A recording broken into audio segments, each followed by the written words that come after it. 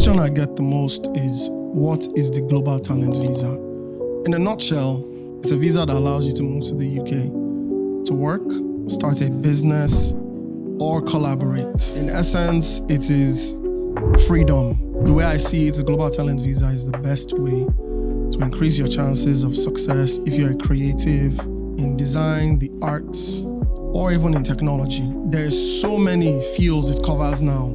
When I first applied, I did not even know it covered this many fields.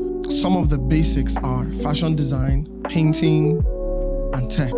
Now, within the arts, there are so many things it covers. I have seen dancers get the visas, saxophonists, opera singers, actors and actresses, all from Nigeria. In the technology field, I've seen founders, employees, and freelancers get the visa. And the fashion industry, it is mostly for people with brands that have done runways and have a lot of clients internationally. Now, let me break down one of the most important things you need for the talent visa: press.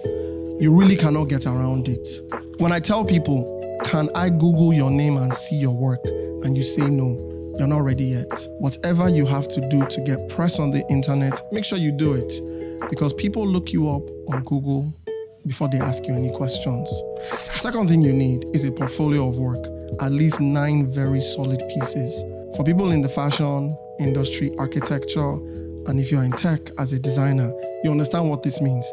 It means projects you've worked on, clients you've worked with, and any kind of collaborations you've done. Your work is also what is on the internet. If you're a dancer, they need to see your YouTube, your Instagram, your Twitter, your Facebook, and that's all you do is dance. Then the next important thing is 3 recommendation letters from people in that industry that are at a very high position.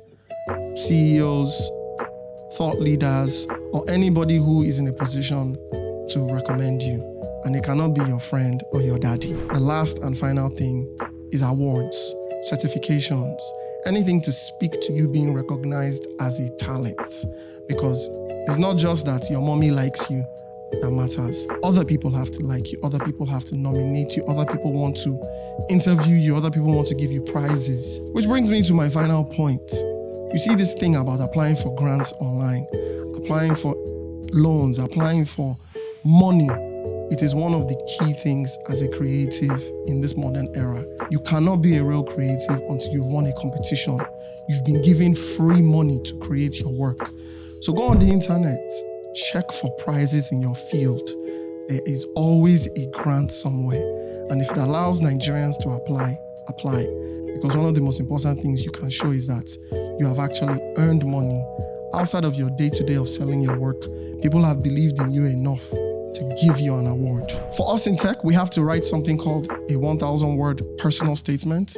I believe people in the arts don't have to, but I would still recommend that you learn how to write one. A personal statement sets you apart. People want to see how you describe yourself and how you've gotten to where you've gotten to. In that personal statement includes your CV and your resume. 1 page of a personal statement, 1 page of a CV resume is enough. If you cannot tell a story about yourself in 2 pages, then you're talking too much. And if you cannot fill up 2 pages, you've not done enough. The Global Talent Visa for me, like I've said in the beginning, is an opportunity for you to come to the UK, meet people from all over the world, and take your craft, your work, your career to the next level.